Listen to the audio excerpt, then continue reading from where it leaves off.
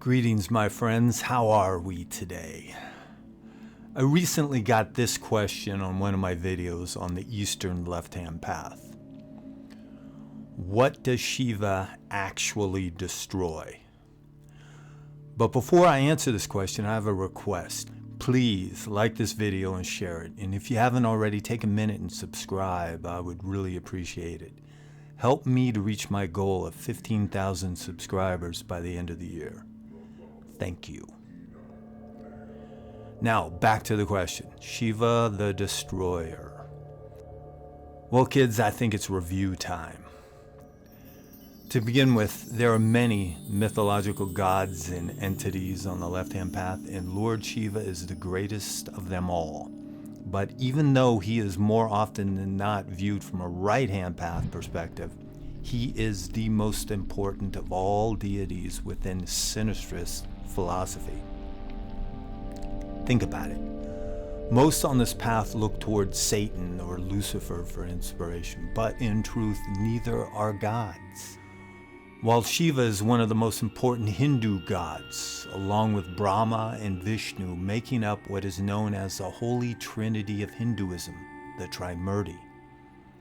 Now, on the right-hand path, he is depicted as a Lord of love, light, and protection.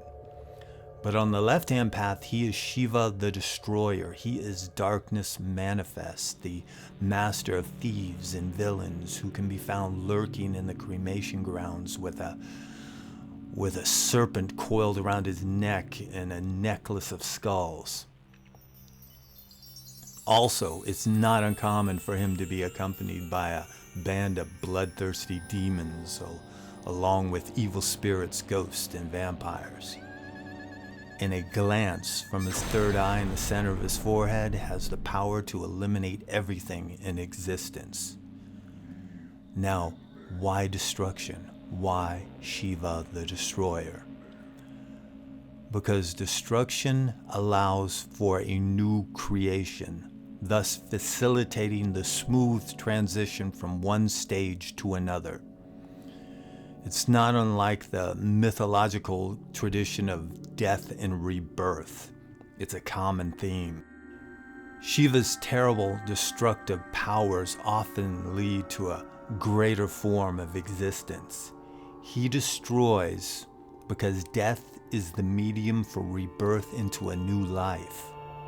The great cycle of existence. All life feeds off death. And the greater the destruction, the greater the renewal. Now, I'm not saying you should burn down your house and then expect something great to happen, like you're gonna win the lottery. No, destruction and creation are eternally linked. One cannot exist without the other. Now, besides his connection to the horn god archetype, which I emphasized in my last video, Shiva the Destroyer is the most ancient of all left-hand path deities. His roots go back 5,000 years or better, while Satan in one form or another only goes back about maybe 3,000 years. But what exactly is being destroyed, you may ask? He destroys our imperfections and impediments, thus allowing for inner transformation and ensuring our progression on the path.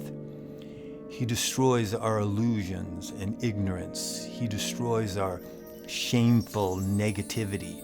He destroys our guilt so that we can move on with life in general. Simply put, Shiva is the ultimate adversary. Adversarial to those aspects of the self that keep one from progressing upon the path. Now, I've said this countless times. Shiva, like any other being of this nature, is not to be believed as an objective truth, nor is he to be dismissed as a lie or a fairy tale. He is to be experienced within the soul's psyche as meaningful poetry of the subconscious, thus leading one to self-deification.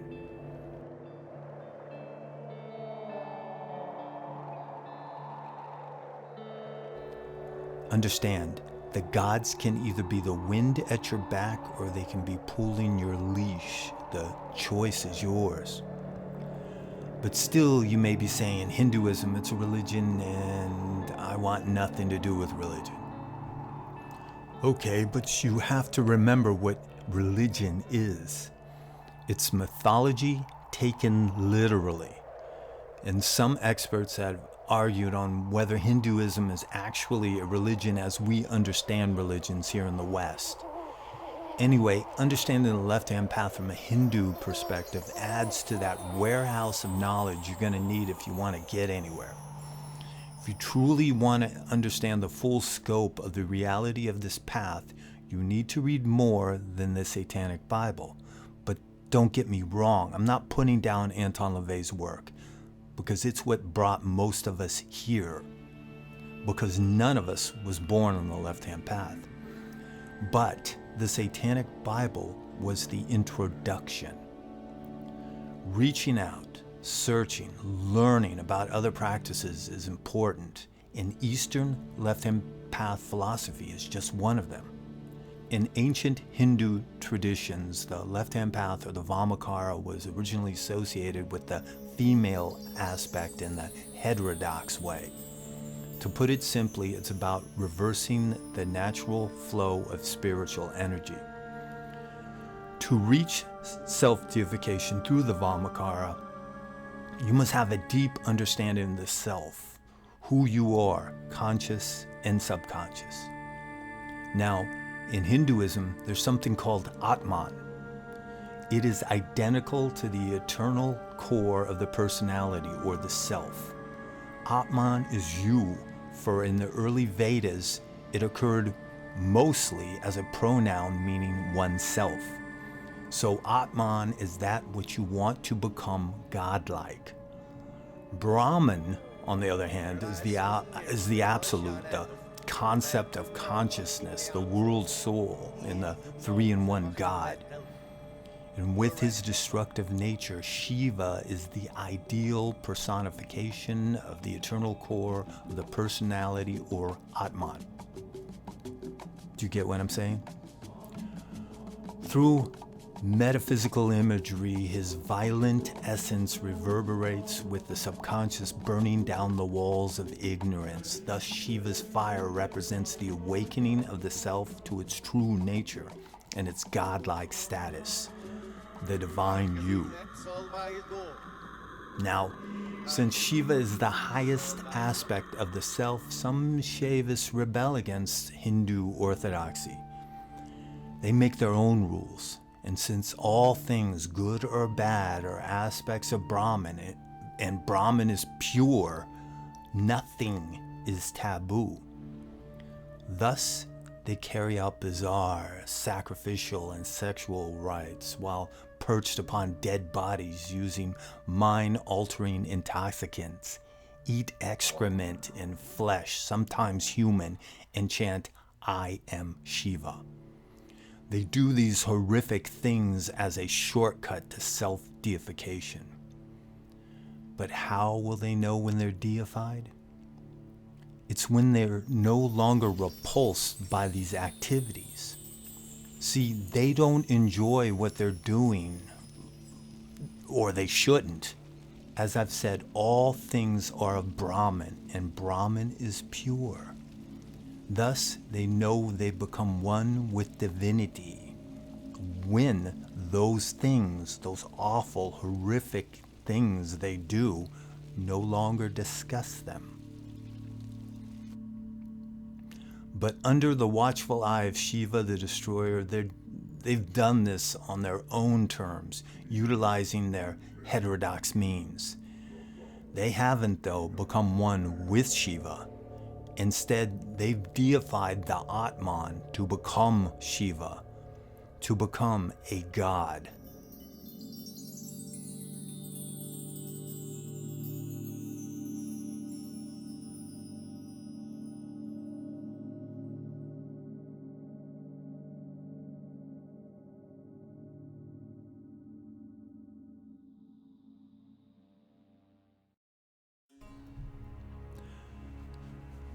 So my friends, I'm not saying you need to eat shit and masturbate on a corpse to become enlightened. No. Many aspects of Indian society, though, are more extreme than what we have here in the very pampered West. We don't need to go that far. But the first step is the destruction of the orthodoxy, that right-hand path conditioning that may be lingering, still lingering in your heart and soul. And Shiva is the one to do the destroying. Until next time.